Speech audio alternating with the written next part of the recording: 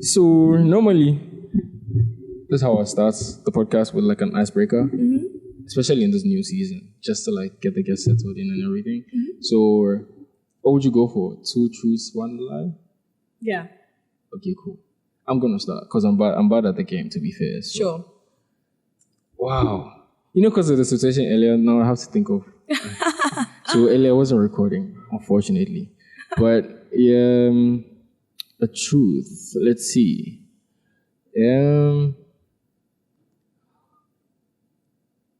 I'm a Ghana. I'm from Accra, the capital. Then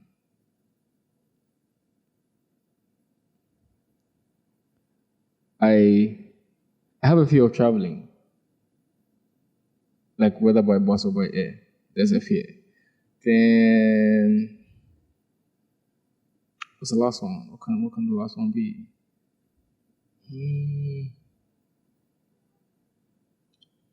I've turned down potentially like my biggest gig before. Like in 2022, last year. It was like a 7-figure gig, but then I still turned it down. Yes. Now you look lost in thought. Interesting. I am lost because I feel like the second and third one you took too long to think. So when you don't take too long to think, then it's like not necessarily. True. That's a nice giveaway though. I just know how to like look at you when you are saying yours. I'm now. observant. Okay, so I mean you'd be crazy to do the third. But also a fear of traveling. Do you know what? I'm just going to take a wild guess. Okay. And you have a fear of traveling? No, I don't. That's a lie. Yeah. No, that's true. Whoa. Yeah, that's true. Yeah, I turned the deal down. Yeah. No. You have a fear of traveling. Yeah, Is that true? Yeah, that's true.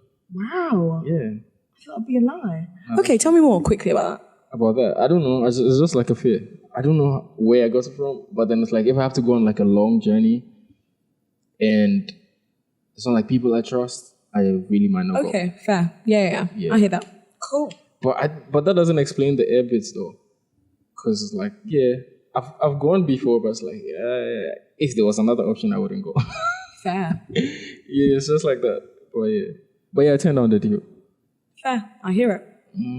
I mean, I'm a creative. You know, these things come up in like the creative spaces. Yeah. So you got to do. It's not too surprising. Yeah, it's just got to align. If it doesn't align, then I hear it. What are yours? Okay, cool. So, my 3 things are.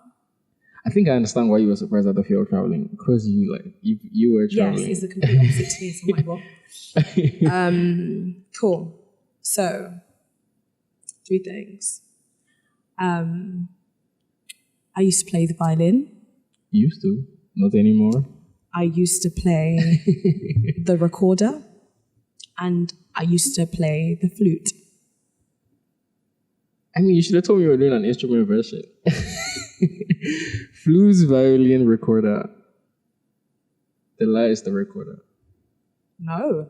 That was actually one of my favorites. Really? Yeah, I've never played the flute. I played violin and recorder.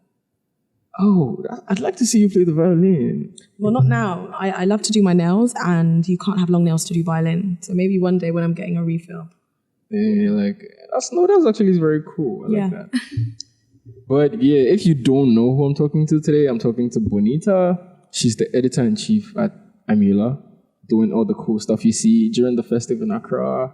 And I mean, throughout the year, really, they've really like cemented their places like one of like your favorite party people, if I'm being fair. And so, yeah, this is her. She's always on the back pulling strings, but today you get to hear her voice and her story and her journey up to where we are now. Yeah. Hi, Bonita. Welcome to the Now Podcast. Thank you. How's life? How's life treating you? How's Ghana treating you? It's good. Been here for a month. I'll go back tomorrow. I've been here for a month. I can't complain. I'm really happy, really excited for 2023. So yeah, I can't complain. All the big stuff. Yes. With you, first off, what do you do as iMullar? Like being the editor-in-chief. Okay, so what do? So editor-in-chief. So editorially, I review everything, I approve, and also I write. And then also I work very closely with the social team. My amazing team, I essentially review, take a look at their strategies, and etc. Yeah, so everything editorial. That's cool. Yeah. That's nice. Yes. How's it like working in a team like iMullar? How is it? It's interesting. Is it? It's interesting because, again, I live in the UK, I live in London. So I think I'm always learning. As much as they may think I'm amazing, I think they're really amazing. So it's really nice to work with them because I feel like I'm just learning so much. And I think for me, it's been a real self-development journey because you don't know everything. And I think as someone that lives in the diaspora, it's super important for me to like listen, hear, and that's what my journey's actually been like. So, yeah. I like that. It sounds fun, to be fair. No, it is. It is. Yeah. It is. I've got a good team. That's nice. And then aside iMullar, on your profiles, you've had like some BMW in there. Okay. Like some Forbes women in there. Okay. Like some UN in there. Okay. Which one do you want to run us through first? Okay, well, I am a senior strategist for BMW. So all things... That sounds like a big thing. Does it? It really is a big thing too. Like BMW. So all things strategy, marketing, that's what I do there. And the photo on your profile is like super cool. Like the one with the car indicating. Yes. That's like such a sick photo. On my profile, right? Yeah, an amazing creative called Katie Erie. Actually, so I write the creative strategy and then the creatives bring it to life, and she brought that to life for Halloween. Right. One of my favorites, actually. Yeah, she's amazing. And that's such a cool thing. And how's it like working there? Again, same thing. I think I'm just in a period of my life where I'm just developing and self-discovery. I have an amazing director, manager, and she's just helped me grow so much. So a lot of learning, a lot of finding my feet, and just bossing it. I love it. Yeah. I really do. No, you're killing it, to be fair. Like, you're doing so well. Like, I read through like the different articles and I'm like, that's so cool. Stop. Thank you. No, it really is cool. But then let's like just backtrack to like the beginning before you got to where you are at now. Yeah. Who's like Bonita? Like, who was little Bonita? And then run us through. Who was I? Who am I? I was a fearless. Well, I am. But yeah, when I think of younger me, fearless, unapologetic, a people pleaser. People pleaser? Yeah, back then, a people pleaser. But I was just hungry, constantly hungry, very childlike hunger. Curious. You know, where it doesn't matter about what the stats say or what's realistic. It's possible. Just get it done. Exactly. Yeah. So yeah, that was me then. And yeah, over time, I have grown, developed. I'm still very hungry. I'm a bit more logical now. And I'm not a people pleaser. Absolutely no way. I'm selfless. Like I put myself first a lot of the time. Selfless too, but I'm just very like, I have very strong boundaries now. It's interesting because that does fall into work and your career and who you are. So for me, I'm just now, I would say I'm developed in a state of growth. That's where I am now. Yeah.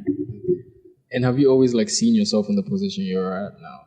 Because earlier you were like talking about when you saw your CV when you were 16 and then you were laughing in your head, of course. Where you're at now is where you rose then. Yeah. So it's like, what was that? Like, run me through the idea behind a 16-year-old writing like all those like things. Yeah, so honestly, when I read the CV, like I can't even comprehend it now. Like I don't even want to tell you because I just think, wow.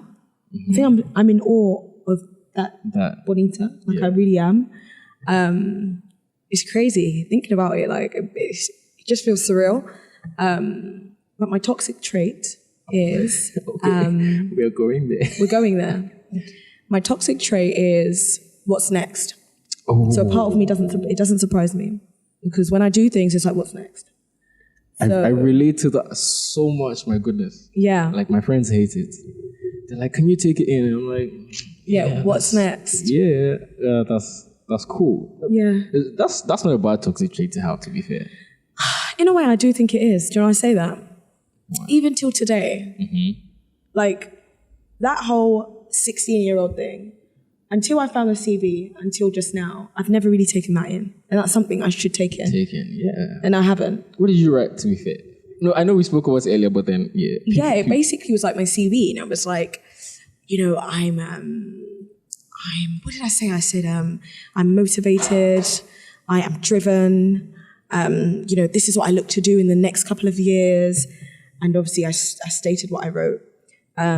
So yeah, it was just really self-professing of, you know, this is who I am and this is where I'm going to be. Yeah, that's literally what it said. And you did it. I did it. So I think I need to write one. I need to write a new one. Yeah. Maybe like... Not a CV, but like yeah. And like a read journal or something. Something you can just look back on and say that, yeah, I did that. And then you take it in again. Yeah. I mean, the next one, which I'm openly going to say, because there's accountability that way, is I'm going to be a billionaire. I support that. And I won't be stopping there. I support that. Is there a trillionaire? If there's that, I'm going to be that too. There is. Yeah. So I put it out to the universe. Yeah, it's going to come to you. Oh, no. I already am. In my mind, I'm a billionaire. No, fingers crossed. It's already... It's here. I'm on that path. Great. So yeah, look out for that one, guys. Look over it. When she's a billionaire, just know that she said that here. She said that here. Exactly. Yeah, for sure. But then, okay, so through school and everything, what was it like? What was your first job like? My first job? Yeah. Interesting. My first job was when I was at uni. Okay. I worked at Apple. I worked in the Apple store. And it was great. I think that is actually where... that drive that I had, and then working for a brand like that, I think that is actually what made me feel like I can work for any brand that I ever want, like that I want. Because I've started off at Apple. How did you land that job? I just applied. I just applied. I just applied. I went to the interview. I was even a little bit shy, I remember. And then it got to the acting bit, and I did really well. And that's how I got the job. Yeah. You had to have a scenario of like, you know, a customer coming in and not being happy, and I was like that unhappy customer. Obviously, I played that well. And yeah, the rest of it, I was actually quite shy. I remember stuttering. I remember not being able to finish one of my sentences. But it came to that bit, and I smashed it. And I got the job. So yeah, any encouragement for anyone that feels like, you know, they're not confident enough. When true leaders see your potential, they see it through anything. That's true though. Yeah. And from Apple, where was the next place? Oh gosh. So from Apple, I went to the advisory board where I worked as an associate in account management. And then I went to AOL, and then there was an acquisition. So I went through to Microsoft and I worked in advertising. And then I went to Expedia, worked in media and insights and planning. And then from there, I traveled. I think I took like 8 months out just to travel the world. And then I worked at KPMG. And then now I'm at BMW. That's impressive. But then, did your media interest come from Expedia, or it has always been? So when I was at AOL, I was working in media as well, and advertising. I knew that I was into media marketing advertising when I was studying my BA in business management, and there was a module called marketing psychology. Right. And I loved how we basically used color and all these different things to make us feel certain ways about brands. Like, for instance, blue. A lot of companies use blue because it's calming, it's trusting. And I just found it mind-blowing. I was like, oh my gosh, wait, marketing, it's deep. Yeah. It's not just surface level, it's super deep. And I love psychology. If I didn't study business management, I would have been a therapist. I would study psychology, occupational psychology or something like that. That's nice. Do you run therapy for your friends? I do feel like I am a bit of an agony aunt, but not the best. Right. Because as humans, we deflect our own thoughts and whatever. I'm very aware of that, which is good. But again, I'm a go-getter. Yeah. So when they're like, oh, but this, I'm like, no, just go and do it. Like I get real firstborn. Real sisters. Yeah. Like the first one you are. Yeah. So I can be great, but I'm not going to tell you what you want to hear. Right. And that's because another toxic trait that I have is I'm hypercritical of myself. And it isn't necessarily in a bad way, because that's not what it comes off as. Oh my gosh, everyone's like, Bonita's got so many toxic traits. What it is... Toxic trait episode. Yeah, no, you've got to talk about them. It's the only way you grow. Yeah, for sure. That is actually why... that's why I don't beat it down too much. But that is why I'm where I'm at today. I'm always like, what's next? And I'm always like, how could you have done that better? And I think I always tell people not to be harsh on themselves, but I'm harsh on myself. I feel like that's how it really is with life. Like the advice you give is not advice you take, to be fair. Yeah, true. And I'm also firstborn. Right. It was like, you thug it out, find a way. Yeah. So like when I think of my career, when I think of who I am today, it's those elements of me that I call toxic. But actually, when I think about it in a weird way, they've been blessings because they've enabled me to not become complacent in what I do. True. But as I've got older, I've understood that your journey is your journey. There's no point in rushing or stressing yourself. But what you really need to do is embrace it, enjoy the journey. And I think a lot of the time, I've just lived the fast life. Okay, what's next? Let's do this. Let's go traveling. And there's a lot of things that I abandoned, like mental health, looking after my body, resting. And now I've got older. Now I'm 30. That's so important to me. So I have the right balance. Right. But you mentioning mental health, right? Yes. How did you treat your mental health, like in your younger days? Because now it's more important, apparently. Yeah. So it's like, did you just didn't care then, or it wasn't like a big deal? It just didn't exist. I didn't ever stop and say, Bonita, how are you really doing? How do you feel today? How did you feel about that interaction? Take time to reflect. I didn't do that. I'd go home, I'd sleep, I'd wake up, and then the next day, and repeat. But now, I can actually stop and be aware and reflect. Whereas before, I didn't do that. Right. I didn't do that. That's interesting. So then, when does the UN come in? Okay, yes, that's a voluntary opportunity where essentially UN Women, again, is all about women, girls. To be fair, you advocate for women a lot. Yes. I like that. I respect it a lot. Yes. So yeah, that is what it's around. So again, being a part of that, being able to volunteer, being able to be a part of that, it's just super important to me. I'm a very driven woman. And I just feel like regardless of gender, everyone should have an opportunity. And I'm not only a woman, I'm a black woman. True. So, there's many layers. On top of that, some women are black. And then also they may be non-binary. There's different layers. So for me, it's like, do you know what? If I can use my voice, I'm going to do it. I'm always going to do it. So yeah.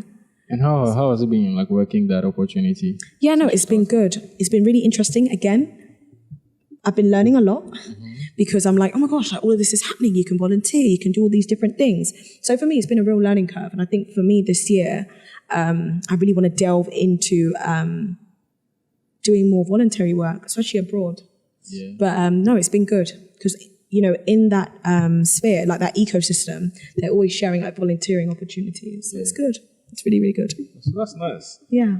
Then I want to know when else your writing came in, like when yes, you fully decided that I could actually do writing. Yes. Like aside doing it for fun, to be fair. Yes. So remember I gave you the timeline. Mm-hmm. When I was at AOL, there was loads of different businesses. There was acquisitions and mergers every other week. A part of that business was Huffington Post. So I worked in the same company. And so, if I wanted, I could just go downstairs and be like to one of the editors, I want to write something. So what was interesting was something I became passionate about was diversity and inclusion. Mm. And that was my first article. I think my article was something about, D&I and the importance of it, I believe. So obviously I had the email of the HuffPost editor and because we all worked together. So I wrote the article, I pinged her an email, and she got it live. Just like that? Yeah, she got it live. And what was the feedback like? I didn't get any. How did you, wait, you didn't get any feedback? As in, you know when you have like corrections and stuff? Yeah. I didn't get any. And I was like, oh, is this going to go up? Because I was expecting some, some changes. Yeah, like... No, it just went up. Damn, it just went up. That's sick. I mean, I can't lie to you. When I read it now, I'm like, I wrote that. So I was clearly very passionate about it, and I went for it. Yeah. I like that. No, that's actually very cool. Like, no edits, and it just goes live, like on the first thing. And how did you feel, like, just getting, like, your first article, like, published on the go, just like that? I just thought to myself, I'm a lot more powerful than I think I am. I agree. I thought, yeah, I could do that. I could do anything. Yeah. Because I studied English literature for A-levels. Yeah. And sixth form. And I was just very about it. So I studied theology, which I loved. I'm a big philosophy and ethics girl. Yes, love it. I studied business. I love business, live and breathe it. I studied economics, love economics. And I did English lit. And I was like, ugh. Like a serious business magnate, I promise. Huh? Yeah, like a serious business person. Like, yeah. I am. Business is my thing. Period. I'm owning it. I like that. Period. That's cool. So yeah. From the English literature, that's where like... Yeah, no, I didn't like it. So when I then later went to write the article, I sat down and I was smug. I was like, I'd love to show my English literature teacher this. But yeah, honestly, that's how it began. And what was like your live reaction? Were you like running around like guys, friends, hi, you go buy the Huffington Post today? Well, again, it was online. So I just remember like posting it on my socials and screen grabbing it and posting it. And it's so funny because my younger self, I would share everything I did. And I think that's how I've got to where I am today. Yeah. But now I don't do that. Wow. I don't know. I just enjoy... I don't know what it is. I enjoy... Maybe it comes with the growth and the development. Yeah, I enjoy being the underdog. Yeah. I just don't feel the need to shout about my successes. And I think it's something that I need to discover and dig within myself. I think there's two sides to it. I did it for so many years, and most probably got the wrong type of validation from it. And that's what stopped me from doing it now. Yeah. But I think why I don't post as much on social media is I love to just enjoy things now. Yeah. Before I was so caught up in sharing with the world, but now I don't care to share. Yeah. I don't. Yeah, so that's what it is. Yeah. It happened. Yeah, it did. Yeah. That's cool. So that's where the interest for like writing heavily comes. Yes. Because I think my first introduction to you was as a writer. I think you've written a number of like music stuff here and there. So I'm like, okay. So I noticed you, but then I think I took notice of you proper when I'm like, okay, this is what I want to do. When I want to send the emails. Okay, Bonita's in. Okay, cool. Grab Bonita's email, grab iMullar's email, and just like send the email. So I think that's when like I proper came into contact with you. But like through all of this, through all the different stuff you do, the different initiatives, like what has been like the most challenging? Have you ever been like down bad about a job? Like you have like those days or those weeks where you just go back to your apartment and you're like, just countless of times. I've cried my eyes out. Literally cried. You don't look like someone who cries, bro. Like firstborns don't cry. It's funny. It's funny because all you need to do right now is get a TikTok of maybe like a baby or something and start crying. Or like you know those videos where they give someone money in a waitress money to just bless them. Like, I'll start crying right now. If you do that right now, I'll start crying. I've had moments like that. I've had moments where I've literally cried my eyes out, and I've just been like, no, this isn't for me. Then you went back? Yeah. No. I left. Every job that wasn't for me, I left. Right. Yeah. So once you get to the point where you cry about it, you're leaving? Oh, but even before that. So why would you cry after that? I cry to release emotion. If I don't cry, someone's going to get told about themselves. Yeah. So it's better I cry. Yeah. Yeah. Like it's not like that built up emotion. It's an emotional release. Yeah. before I didn't understand why I would cry. But sometimes, like even before I leave Ghana, I might just cry because it's just an emotional release. I've really enjoyed myself. 2022 was amazing. The beginning of 2023 has been amazing. Let me cry. I love crying. I absolutely love it. I love it. No, that's fun. I've not come across someone who enjoys crying and who puts crying in like the positive light like this. It gives crying good PR. Oh, I love it. Crying is great. It's great. There you have it. Cry. Yeah, cry, guys. Like if you ever feel, sometimes you might feel like, tense or something, just cry. Actually, the men listening, cry. Cry. If you're doing work and you're like, oh, I don't know how to do this, just cry. I remember there was a time at work, I'd had a busy week and we were finishing up the week and I was closing my laptop to leave the office. I just started crying. And my colleague was like, what's wrong? I was like, oh, I've just had a really busy week and, it's been a good week. But she was like, what is wrong with you? Yes, of course. I love to emotionally release. I love it. Yes. Yeah, but back to the question. What has been like the most challenging? Oh my gosh, exactly. Okay. So again, I love to go off on a tangent. So I cried my eyes out. And I think, when I think of, because I can't pinpoint, it's really interesting. I can't pinpoint because at every moment in my life where I've broken down and cried about my career and about work is because I have had this determination to be successful, but as a young black woman who's outspoken, a lot of people are not going to like that. Yeah, that's definitely true. And that is actually what has been the reason I have cried my eyes out every single time. It's really interesting. That's why I can't pinpoint one. It's never been about, I can't do something because I'll try it. It's never been about, I don't like this place because I know how to put myself in a bubble. It's always been about people trying to dampen or dim my light. You're not worth the opportunity. No, you shouldn't get this. No, I don't think you should do this. You're a woman. Type stuff. Not even that. It's because I'm black. Simple as. I don't live here. You need to remember, I live in the UK. I live in London. Right? So you might think it's because I'm a woman, because that might be the case here. But where I am, it's because I'm black. And I've had those instances. And people try to gaslight you and tell you it's not that. But the last thing I do is pull out the race card. And when I've had instances where I've broken down, I think I break down because you can't just walk into a room and pull the race card. You'll always be gaslighted. So a lot of the time, for me, it was I just want to be successful. Why is my race a problem? But I'm not a victim. So I just get up and I'm like, do you know what? Take this job. And when I do that, no, we can't lose you. And no, take it. I don't want it. Like, when I say something's final, it's final. It's final. Yeah. Does that apply everywhere else? Like, younger siblings, like all those things, man. Everywhere, it's final. When Bonita says this, it's done. It's final. Do you know why it's final? What? When I was younger, it wasn't necessarily ever final. Yeah. But now that I'm in a place where I take my time, I think and I pray, it's final. I really take the time to listen. I don't think anything in life is coincidental. So when I pray about something and I'm not moved to do that, move in the opposite direction, I just think, do you know what? This is for a reason. Yeah. I've got to go. There's been situations where I'm like, I need to go. I need to leave this job.